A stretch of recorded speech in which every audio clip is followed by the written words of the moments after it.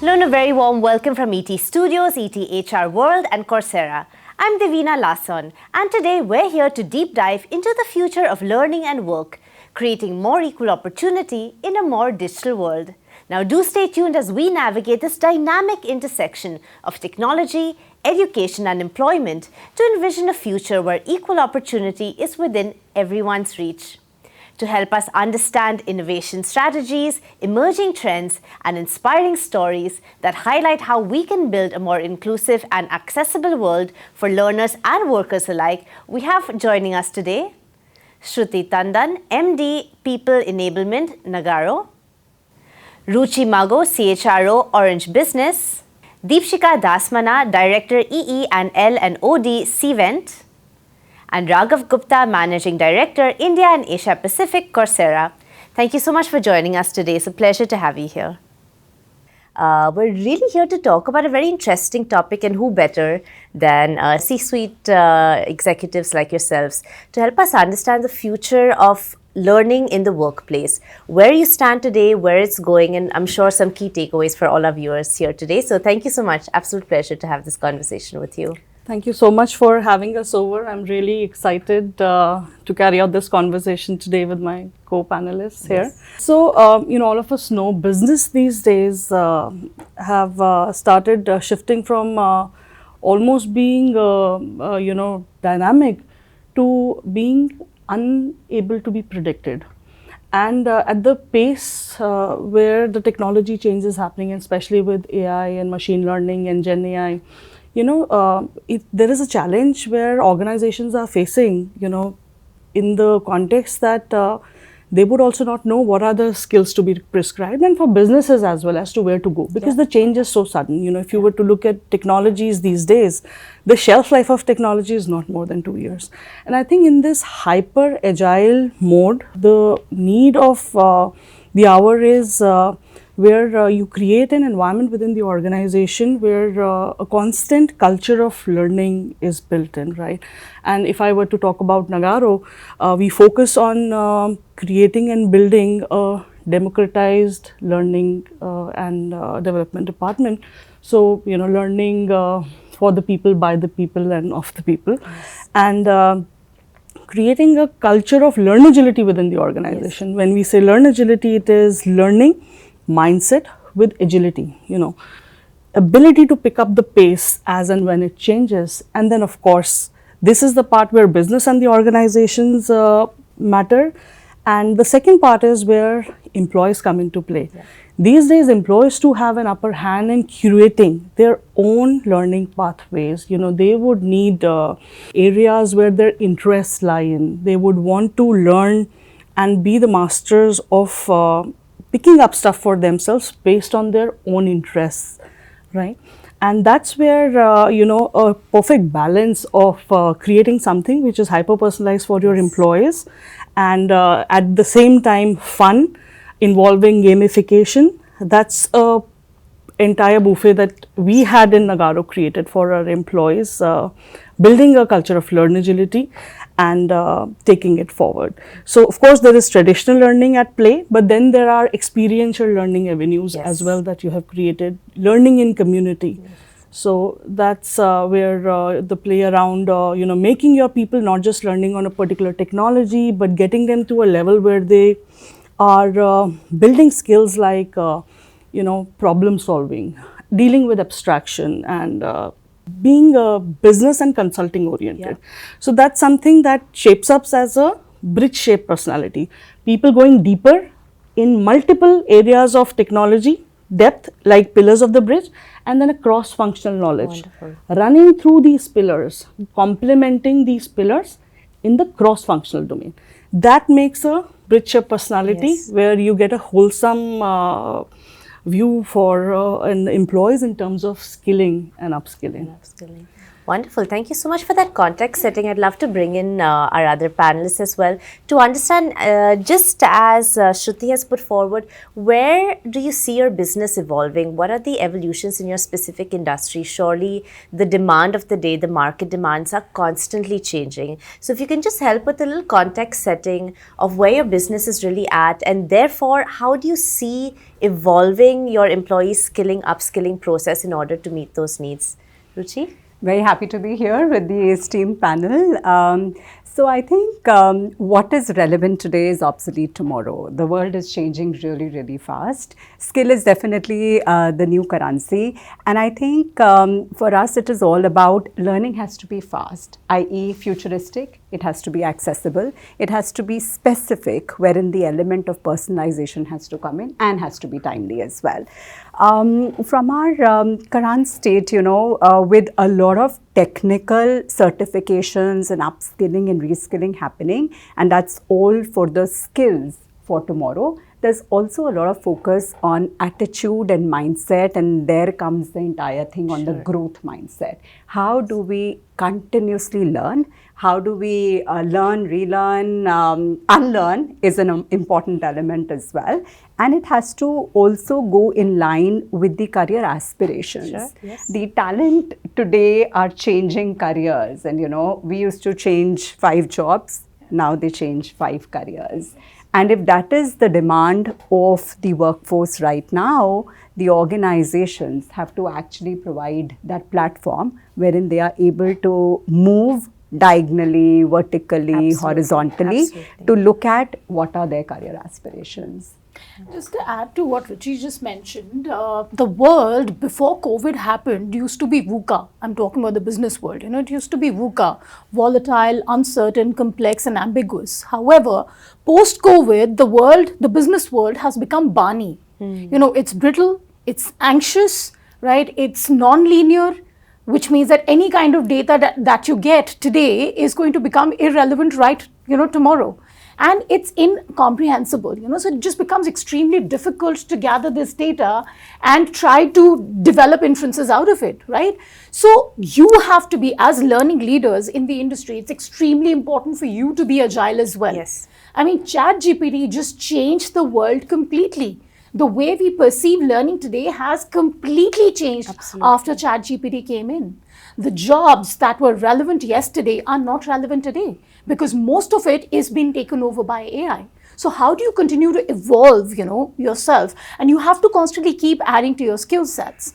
I read this article from HBR a couple of years ago, and I'm talking like good 7 years back, I read this article in which HBR had actually done a research to say that the industry is evolving at a pace where if a person is operating in a T-zone, which means they have deep skills in one particular area, they will become irrelevant very soon. So the need of the hour is that an individual needs to have skills in comb-shaped, which means that a little bit of idea about everything that the function is doing, so that it's easy for you to diversify.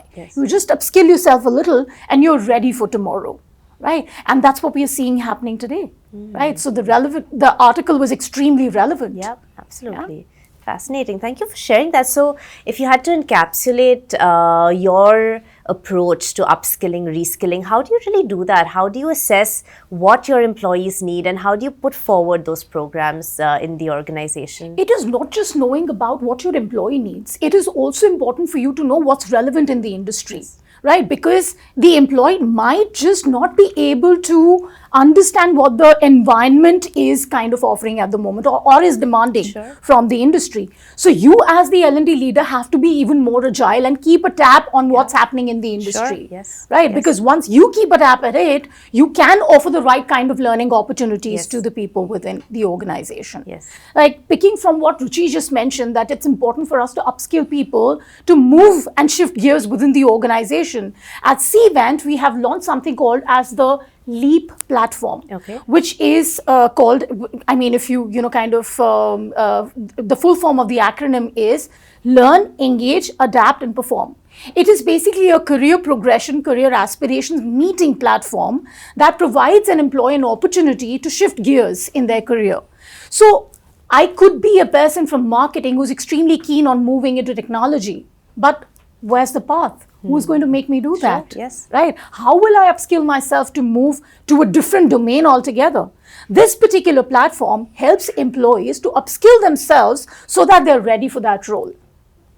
Right? So identifying these kind of synergies within the organization, providing those kind of roadmaps to employees to learn and upskill themselves is extremely critical for every single organization today. Yeah, absolutely wonderful. Raghav, let's get you in on this, because from your vantage point, you work with a variety of industries of all scales, all sizes, all backgrounds. Exactly to Deepshikha's point, how are you seeing organizations gearing up to help their employees leap, let's say, from one career path to another? How is the upskilling, reskilling process really panning out? Yeah, absolutely. And we started by saying learning can happen anywhere. Yes. And I'm just listening to the conversation, and there's so much learning happening already. Yes. Bridge to comb to Bani, like there's so many new terms and so on. Of course, I have the advantage of data, and 150 million people come to Coursera to learn. We work with thousands of companies. Just as context, maybe three things stand out at the top level, and I think some of that was already shared. Firstly, the pace at which technology has been changing always. What is different is the pace at which technology is changing, right? The internet took, I think, 10-15 years for 100 million people around the world to adopt it. ChatGPT took 2 months, right? So that's the pace at which technology is changing, which is why skill development is probably more at the forefront than it used to be in the past. I think that's one point that we have seen. Second, and Deepshikha, you spoke about this, GenAI is probably the technology of our times. We've all never seen something which might be so impactful. And the biggest difference is compared to, let's say, AI, ML, data science earlier, those were technical technologies. So the technology people understood it, we watched from a sideline a little bit. This is a general purpose technology. And, there are some people who will produce GenAI, but all of us need to be users of GenAI. And Coursera's co-founder said this many years ago, and it makes a lot of sense to me. AI is the new electricity, right? Some people are involved in producing it, but everybody uses it. And the same applies especially to GenAI. And we are seeing that in terms of behavior on the Coursera platform. And as I was mentioning to you earlier, last year in India, we were seeing every 4 minutes somebody came and enrolled in a GenAI course on Coursera. This year, every minute, 4 people are enrolling in a GenAI course. So people are feeling in their jobs, in their careers that, look, I'm a marketing person, I'm a salesperson, I'm a product person. This technology is not just helpful, but is necessary for me as well, right? And then the third thing I will say is that in an environment where business is generally tough, especially if you're a multinational organization with general slowdown in the US and Europe, etc., the differentiator in businesses at the end of the day is people, right? And within people, the biggest differentiator today is skills.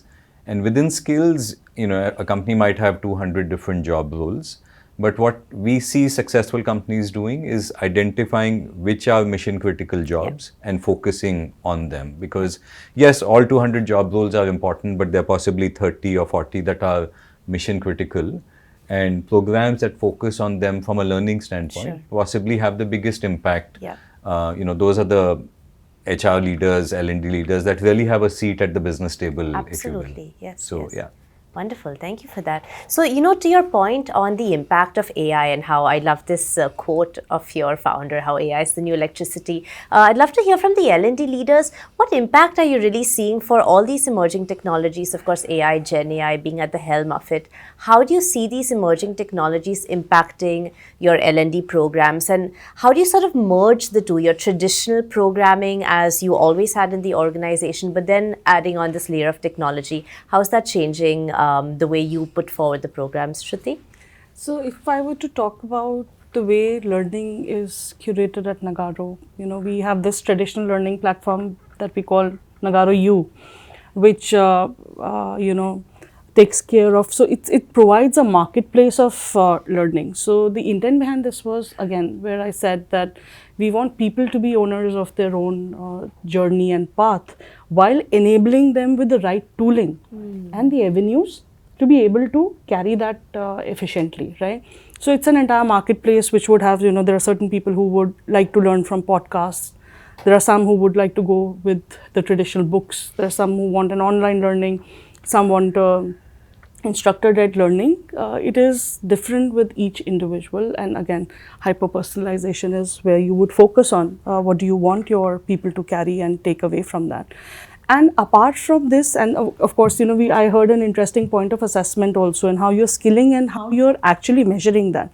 So there is a flagship program that we did, which we call Level Up.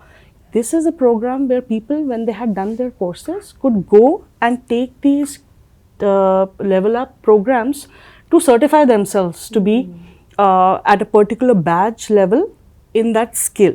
And this then embeds into the portfolio where your resourcing, etc. happens. So you can indicate to the systems internally that, hey, this is where I am leveling up and doing my skill up. And it's a beautiful way to do it because there is a lot of gamification. You can post your badges on social media and people can visually look at your badges and see the depth of the knowledge that you carry. Again, like the depth into like the bridge shape personality and your cross-functional skills. Apart from this, what we had also done is there is a program that we call LSD. Of course, not the LSD that you understand, but learn, socialize, and disrupt is where we call. This is a piece where you learn from the experience of your colleagues. So, Nagarro is spread out in 36 countries and we have our workflows globally available. So, how do you ensure that your training is available to everybody and, unanimously available, and access of data, access of these learning content to each individual in the organization? Again, personalizing it to their context. That's where your, like you said, Gen AI and other abilities come in as to how do you want, for example, at Nagarro, we have Ginger AI that helps you curate your training paths and it will nudge you. For example, if there are areas of interest that you carry, it is going to nudge you, hey, this is the information available, you can pick up this, hey, these are the 2 talks that are coming in. And like LSD, it carries programs where leaders are talking and there is everybody engaging it. One program such as Show and Tell, there are 3 leaders talking about their projects 10 minutes each. Imagine the amount of learning that is happening on the ground in that 1 hour with everybody, somebody joining in from Norway, somebody from US, somebody. So there is an immense learning opportunity within the organization from the network that you're building in the organization. And of course, traditional learning for carrying your job and work and certification and all of that keeps happening. But here is where, you're also building the culture of learning in the organization and networking and connecting people across the globe as well. Yeah, wonderful. I think you touched it very well, right? The culture of learning. So even we are focusing a lot on the learning culture because it cannot be a push, right? It has to be more a pull effect, so as to say, from an employee's perspective. And gone are the days wherein, we were looking at the training hours and the instructor-led workshops and virtual sessions only. Now it is all about the entire approach of 70-20-10, wherein you learn so much from peers. There's a lot of learning that happens on the job. By being part of, certain communities and task force and projects and working together and all that stuff. So that is an important element that we have weaved in our overall learning. So it isn't like, you have to take out X number of hours as a dedicated time only for learning. Yes, that is needed depending upon the program and the content and the subject. But apart from that, it is all about a culture of learning, continuously learning, looking at every opportunity wherein there will be learning experiences which will be there. So we focus a lot on coaching as well, right? So group coaching and, the entire mentor-mentee relationship or, other forms of having that coaching element. There's a lot of focus on peer-to-peer experience sharing as well. So, and we find that dedicated time, to come up with a problem statement and, ask and talk and create those forums of discussion. And apart from that, it is also about bringing in fun element as well. I mean, we did couple of street plays to Nukkad Natak to, bringing in that gamification zone and, the entire experiential learning is the heart of how we are driving learning and development. Wonderful. That's really fascinating because, of course, the assumption, let's say, would be that emerging technology specifically would be the go-to tool and process to get your employees future ready. So to what extent, how do you sort of strike that balance between the experiential learning, as you've just mentioned, and the technology-led learning? How do you create that synergy? That's a very good question, right? So when it comes to technology thing, and Shruti also touched part of it there. So what we are saying is employees have to be at the driver's seat when it comes to moving careers or moving jobs. Yes. From that angle, what we are doing is we are looking at the unique roles which are there. And Raghav, you mentioned about, an organization might have 200 roles and then you're focusing on few. So we have started with that. Okay. You lay down the skills which are required for those roles. Now, if I'm an employee, I will see, okay, today I am maybe in customer service. I want to move into cloud as a technology. Yeah. What are the skills which are needed at that role? And what is a learning path which is needed for me to go there? So that is a kind of a platform that we are providing, with a disclaimer that it is employees who are going to take the initiative, find their sweet spot or what they want to do in future, and the organization and the HR teams are the facilitator. Okay. So that is a model that we look at. And you see this happening to quite a big extent within the organization, this sort of desire to switch from one sector of roles to another? Yes, so that we are seeing more and more now. I mean, if I compare it as compared to past few years and now, we see people who want to move careers and who want to change their line rather than just moving within the organization. So that interest is definitely much more as compared to in the I past. think that kind of helps in meeting their aspirations as well, Yes. because there's a possibility that the person always wanted to move into technology but did not really cut it through at the time when they were appearing for interviews. So they felt that maybe let me get into customer service, let me get into the organization and then figure out a way to move from one function to the other. Yeah. And I think this kind of a program, you pretty much talked about career pathing, right, is something that gives them the avenue to move and shift gears from one role to the other.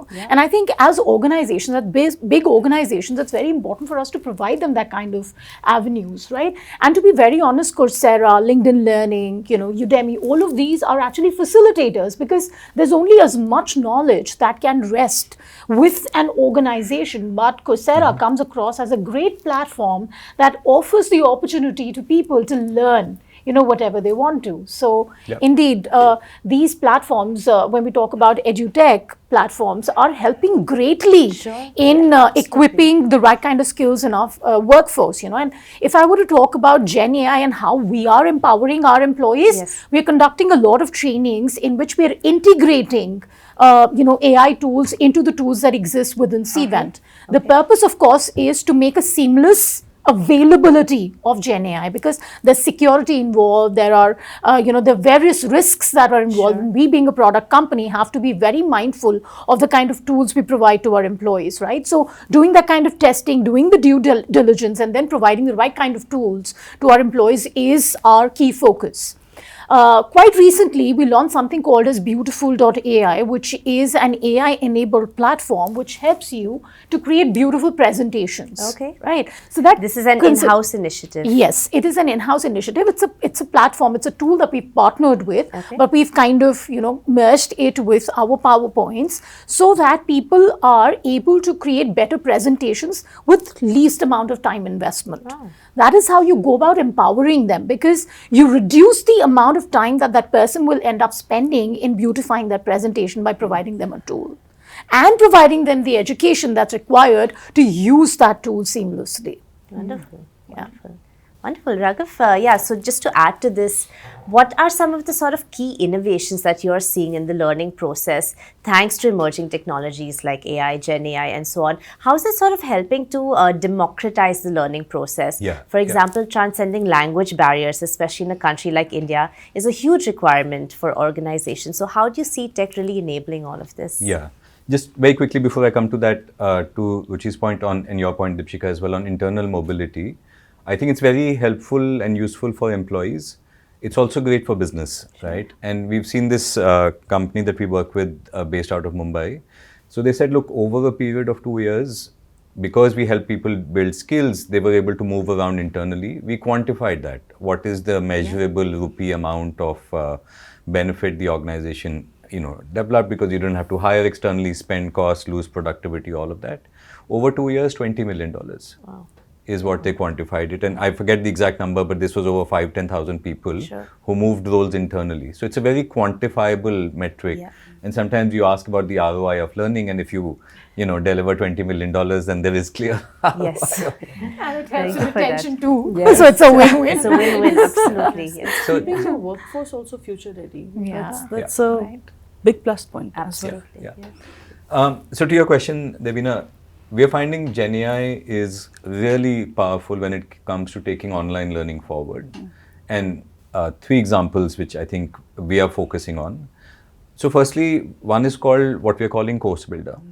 So, and the context is, 10, 15 years ago, most companies were creating their own content in-house, right? Sure, Because there wasn't external content available. And then people like us came along and we said, look, we'll give you highest quality content with top certifications. And there are podcasts and there is free content, YouTube, etc. also available.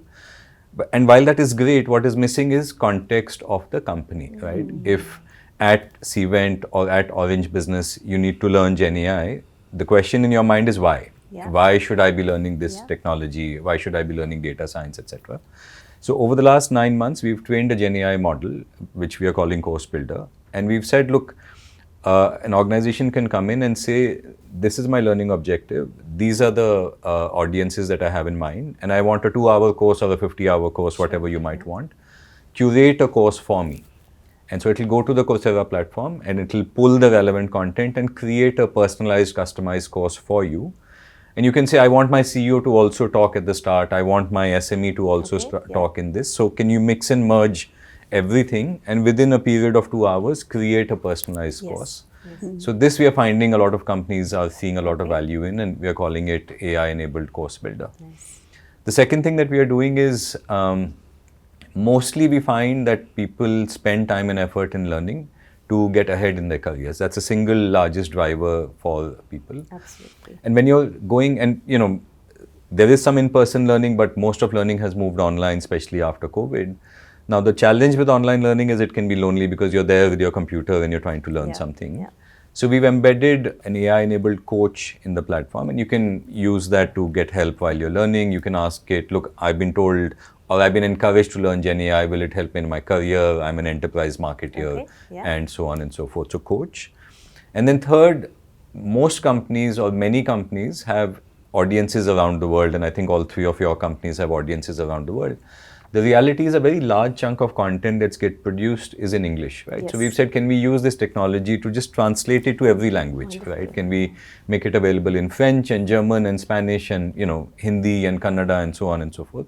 So high quality content, but available in your language. And earlier it used to take us 6 months. It used to cost 10 lakh rupees per translation. Now it takes 24 hours. It costs 2,000 rupees per translation. So just the power of using technology per se.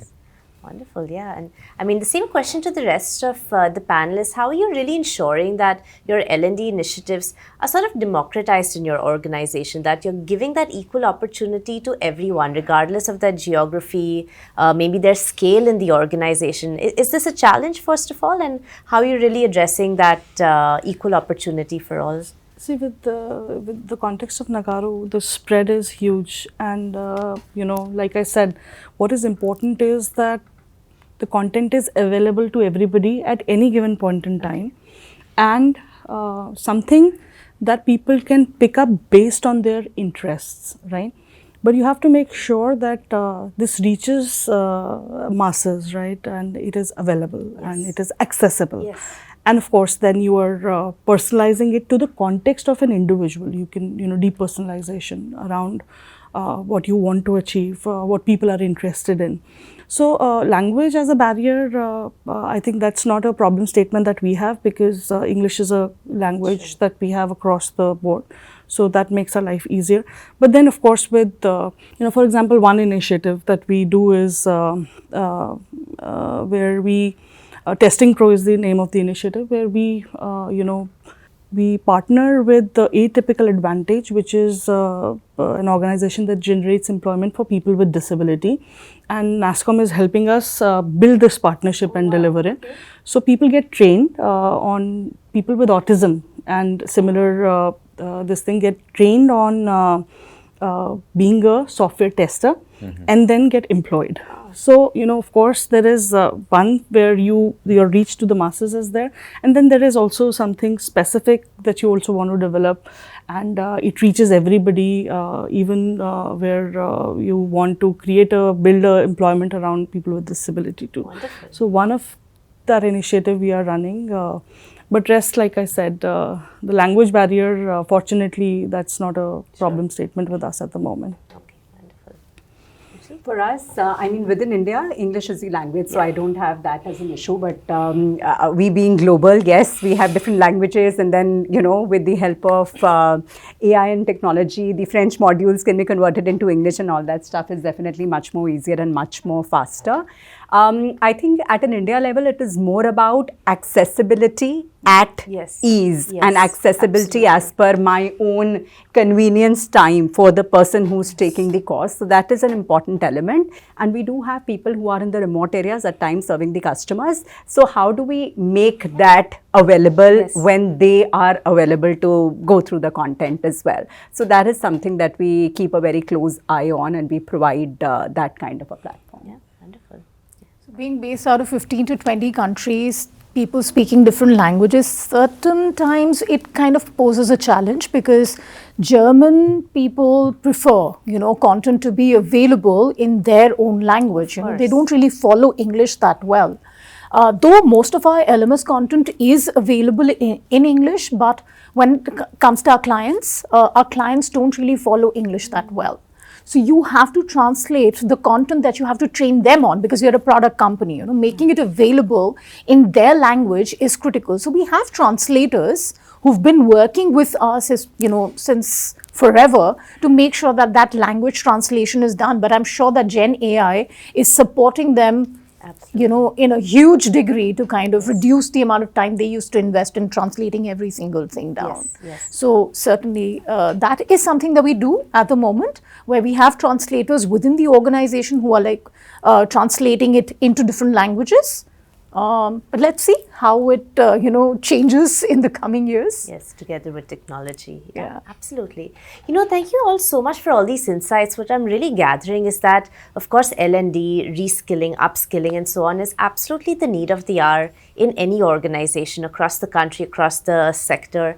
How are you ensuring, just sort of on a closing note and some thoughts to really leave our audience here with, how are you ensuring that all the stakeholders involved are really in sync? Because surely this is a big, as Raghav started with, it's a boardroom discussion today. How are you ensuring that all the stakeholders are on the same page, and you're really making sure that the impact of your initiatives is what is coming through in the end? Could be in terms of ROI, could be in terms of overall efficiency of your employees, but how are you getting all these elements together? Because it's quite a complex, fascinating situation. There has to be interest in leading, learning, not just as a small department within the organization, but the way of your working, the way you want your workplace to develop into, again, culture of learning within the organization. And when you take this topic as a cultural topic, that's when your businesses are in line, your stakeholders, your top line leadership is in line. People are interested. So I think keeping the people at the heart of learning and building initiatives around them, of course, in line with the business needs, and then cascading it down is the way to go forward. And like I said, democratizing learning is very important. So that's, again, and creating a culture of learn agility within the organization. Absolutely wonderful. Thank you. Yeah, just adding to what Shruti said. So I think what I would say is we have to connect the dots, and we have to look more in a holistic manner. So what we definitely see are customer experience, operational experience, and employee experience as the three main strategic pillars here. And whenever we are talking about, upskilling, reskilling, we are looking from a lens of all three of them. How is it going to improve and impact the value that we provide to the customer? How are we going to look at at it from an operational excellence point of view, whether it is productivity or it is, we talked about internal movements as well. And there's a lot of what is in it for the organization around that. And then employee experience from a sense of purpose as well, right? I mean, that is extremely important. We are touching lives of so many people. So I think we connect the entire thing together, and that is how you have a much more stronger buy-in from all the stakeholders. So it's not looked in silo only as a learning intervention, but when you connect the dots at a holistic level is when there is much more impact and much more value that it can get. Absolutely wonderful. Thank you. I think for us, it was pretty easy because being a product company, being a technology company, it just came, very naturally and very organically to us. Any new technology that comes into the industry, we just have to adapt to it. And it was cakewalk for us, getting it implemented in the organization in different modules, making sure that we did our due diligence, before we kind of rolled it out in the organization. It was pretty easy. And today, employees are very eager to learn newer things, but that Gen AI has to offer to them because they know that that's the future. So I think it's bought in by the employees in the organization, it's bought in by the leadership. I think everybody knows that this is the future and they have to adapt to it and equip themselves with the technology so that they're future ready. So, yeah. And I would add on just from a Gen AI context a little bit, and I think a lot of good points have been shared already. There was a recent CEO survey, and one of the questions this survey asked was, what are your top 3 focus areas? 85% CEOs said harnessing the power of Gen AI is one of our top 3 initiatives on their list of things. But 60% of them said that they feel that they are not ready as an organization from a skills perspective because it's a new technology to be able to bring the skills to bear for this technology. When I look at programs that we run which are leveraging Gen AI well, they do probably 2 things. They get their CEOs to take Gen AI content as well, because when the CEO says, oh, I'm learning so much, then it cascades down fairly quickly. And CEOs, CXOs, taking Gen AI content. And at the cost of this being a plug, there's a wonderful course on Coursera called Navigating Gen AI, a CEO Playbook, which I have done myself, and I think it's really amazing. And second, I think while the softer aspects of learning are very powerful, the harder aspects, which is just being able to measure the impact that you had, right? Internal mobility, ROI, employee satisfaction, new business won because of skills, etc. That is powerful for a boardroom conversation as well. So those 2 things are very helpful. Wonderful. All right, thank you all so much for being here today, sharing all your insights, your experience. I'm sure we're leaving our viewers with a lot of very valuable inputs on how to really approach learning in the workplace and being a future-ready organization. Thank you. It's been a pleasure. It's been a pleasure for us as well. Thank you. Absolute pleasure. Thank you. Thank you. All right, on that note, that's all we have for you on this power-packed episode. We've explored the transformative power of technology and its potential to create more equal opportunities in education and employment. Do stay tuned to ET Studios and ETHRWorld as we continue to uncover solutions and stories that pave the way for a more inclusive and accessible future. Until next time, many thanks for watching.